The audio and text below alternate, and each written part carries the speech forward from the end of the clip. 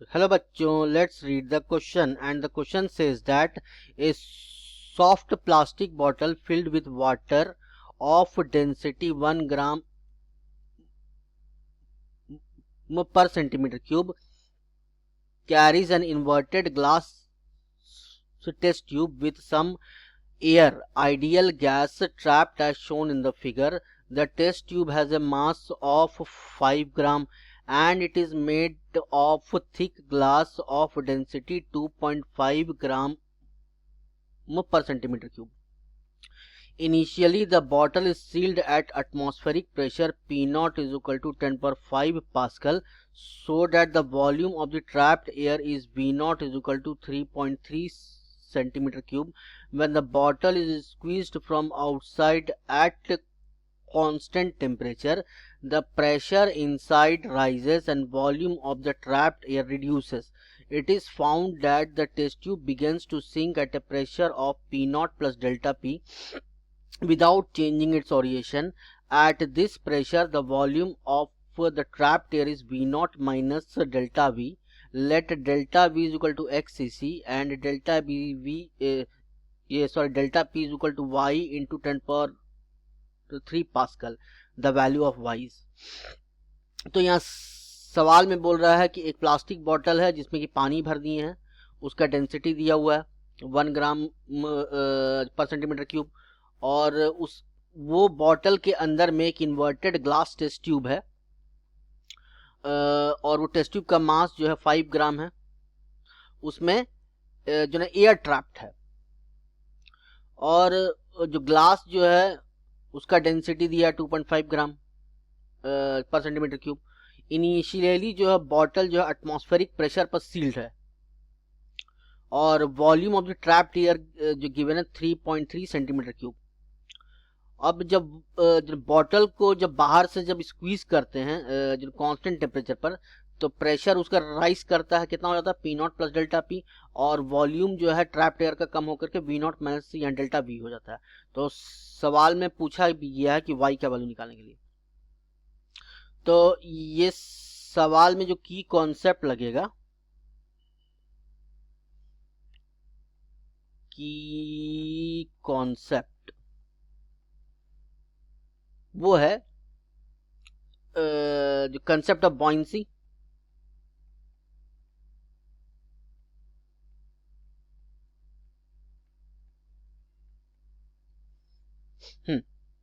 तो इसमें अगर हम देखें, जैसे कि मान लीजिए ये टेस्ट ट्यूब है,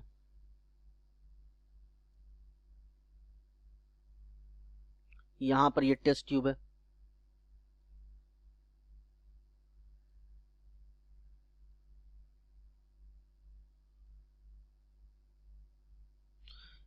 और इसमें जो है अंदर में जो है जो पानी होगा यहां पर ये,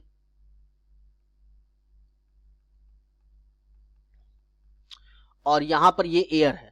तो एयर तो जब बाहर से जब स्क्वीज करते हैं तो क्या होता है, इनिशियल में इसका जो प्रेशर दिया P0 है और वॉल्यूम कितना दिया है V0 है ना. और जब बाद में जब बाहर से ये बॉटल को स्क्वीज करते हैं तो फिर उसके बाद क्या होता है, जब बाहर से जब उसको स्क्वीज करते हैं तो वॉल्यूम ऑफ जो ट्रैप्ड एयर है वो डिक्रीज कर जाता है. कितना हो जाता है volume of trapped air V0 minus या डेल्टा V. तो वॉल्यूम घटा तो प्रेशर बढ़ जाएगा, और वो जो है बढ़ा हुआ प्रेशर कितना दिया P0 प्लस डेल्टा P है ना.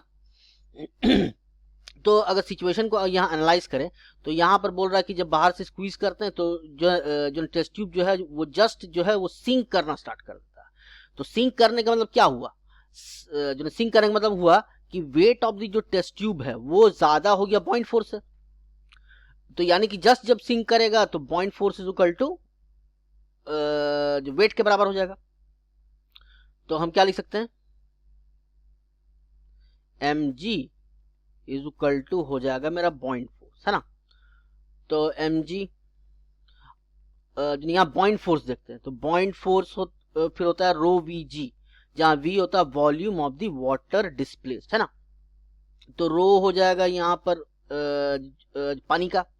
अब volume of the water displace कितना हुआ, सबसे पहले तो ग्लास जितना पानी को डिस्प्लेस कर रहा वो होगा, यानी वॉल्यूम ऑफ द ग्लास। अच्छा, प्लस जो एयर जो ट्रैप किया है V naught minus delta V है ना, वो भी जो है वो पानी का वॉल्यूम को डिस्प्लेस कर दिया है, V naught minus delta V. तो इतना वॉल्यूम ऑफ वाटर डिस्प्लेस हुआ इनटू ग्रेविटी। ठीक है, तो जी से जी जो है कैंसल आउट हो गया। Mass of the test tube दिया है 5 ग्राम और उसका डेंसिटी दिया है जो 2.5, तो यहाँ पर 5 हो गया। डेंसिटी ऑफ वाटर 1 दिया। वॉल्यूम ऑफ द ग्लास निकालते हैं ना, तो वॉल्यूम ऑफ द ग्लास निकालने के लिए volume density is equal to होता है मास बाय वॉल्यूम, तो वॉल्यूम इज इक्वल टू हो जाएगा mass by density. Mass of the glass दिया है, यहाँ लिख देते पहले, mass of the glass divided by density of the glass plus V naught minus delta V. ठीक है, तो 5 is equal to 1 into mass of the glass दिया था 5 और इसका डेंसिटी दिया था जो 2.5 है ना, 2.5। वी नॉट का वैल्यू दिया था 3.3 माइनस डेल्टा वी, तो ये से ये कैंसिल हो जाएगा, तो यहाँ 2 बचेगा ना, तो 5 यहाँ 2 प्लस 3.3 यानी 5.3 माइनस डेल्टा वी। ठीक है, तो डेल्टा वी का वैल्यू आ गया 5.3 माइनस 5 यानी 0.3 सेंटीमीटर क्यूब। ठीक है, तो हमको यहाँ पर निकालना था जो डेल्टा पी का वैल्यू,